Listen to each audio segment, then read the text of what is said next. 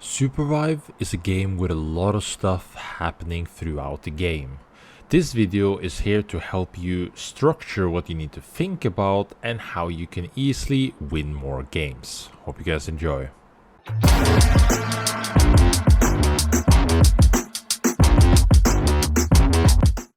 The first thing you need to do when you get onto Supervive is choose a place to drop. Now this kind of depends on what kind of hunters you play and what kind of composition that you play with. If you are a very long range poking and you might want to be fighting early, then you could be dropping for the day one bosses like the exotic perks, potentially power, or any of the gold bosses to try to get this early. These are often strong buffs that many people might want to go for, so you should probably have a strong early comp if you want to go for that, like Shrike or Myth or Shiv, stuff like that. In other cases, you'll also have gold areas. You'll see certain areas where the name is written in gold text with a gold shield. This means that there's 5 gold armors in this area.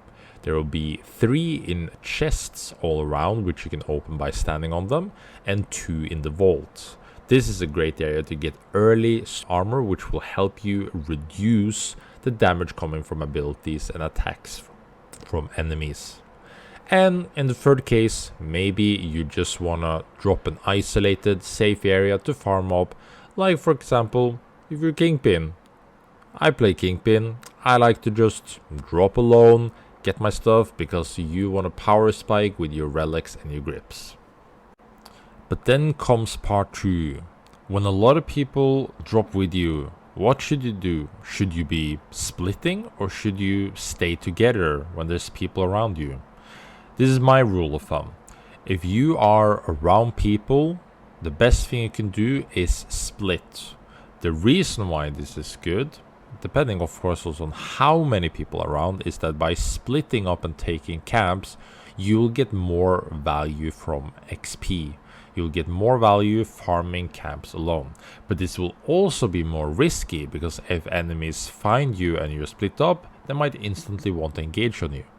But if you're uncontested and you're all alone, then it's best to farm together because you get a flat amount of gold per camp. This means that there is no bonus splitting it up, so if you want to get the most gold possible, then play and fight everything together when it comes to the creeps. Then what should be your goal at the day one? Well, first, as we mentioned, depending on where you drop, you might have small objectives to play for. But after that, unless you're not playing for any of the strong day one objectives, then the first recommendation is get level 6. In the top left corner, you can see that there's a lock and a number of level, which means that you are soft locked to a level depending on how much XP you can get. The rule of thumb is that if you want to know how you can easily get XP, and how often you can level up, is that 1, you can look at the soft level cap, which will change in the top left corner on each new day, as the game follows a day and night cycle.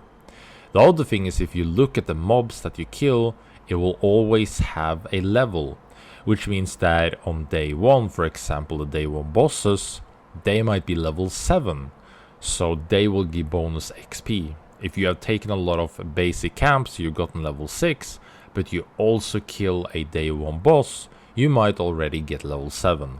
This can be a strong thing to get early advantage over other people, and then you can run them down with ultimate advantage. Then the question is, when should you buy stuff? Well, my recommendation is that you should always try to prioritize getting levels, as I mentioned, but then you need to buy. It's important. Now, what should you buy? You know, there's 2 different shops. We have relic shops and we have normal grip shops.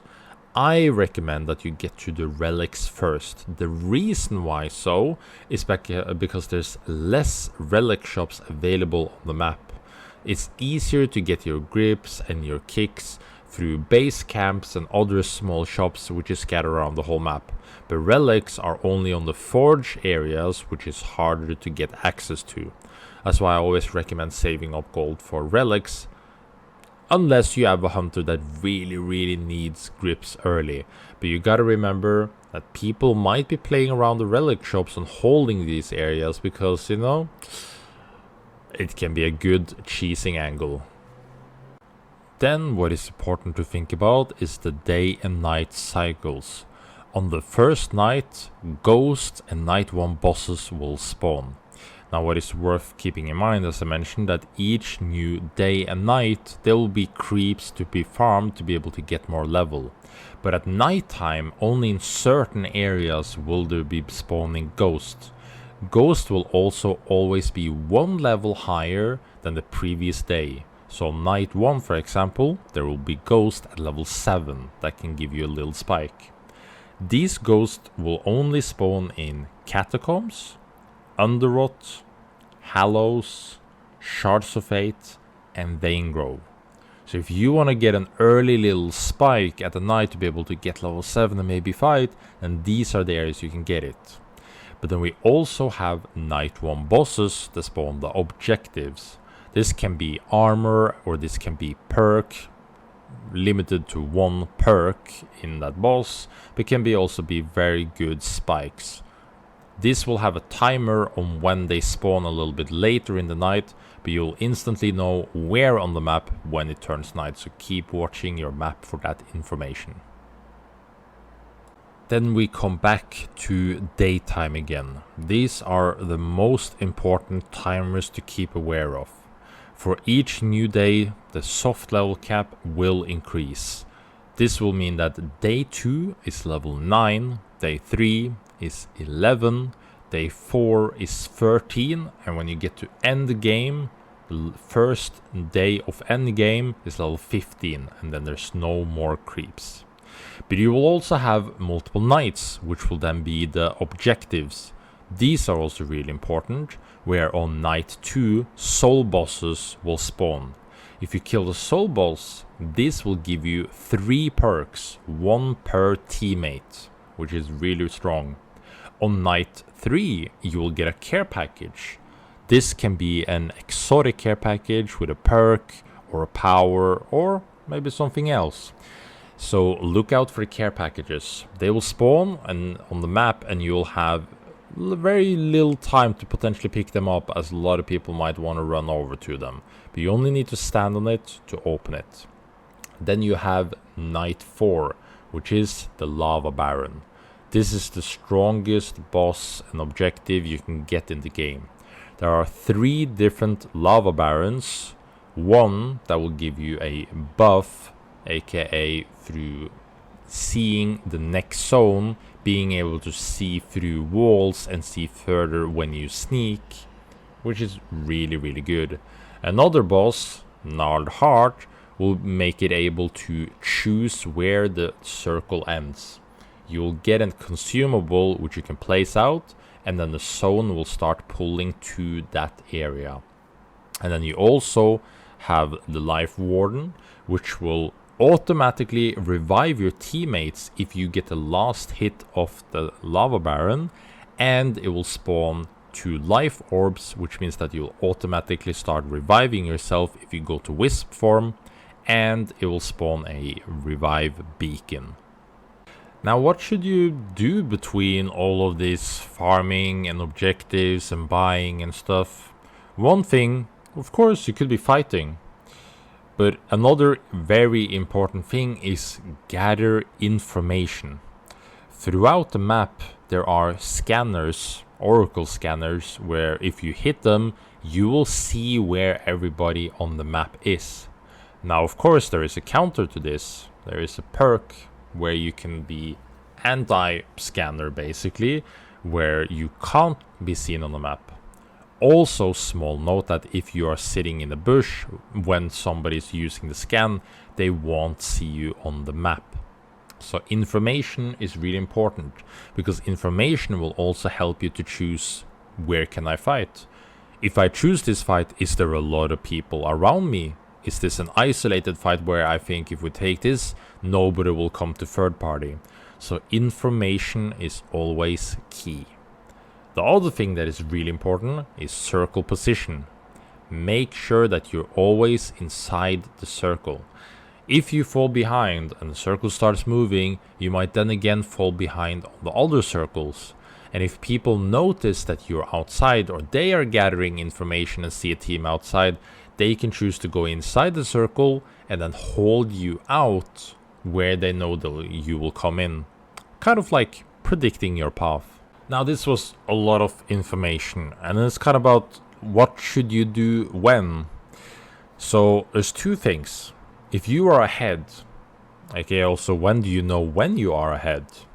I would say if you have good armor, you have all of your grips and your perks and your relics and your kicks, and you're in a good spot, then you can look for fights.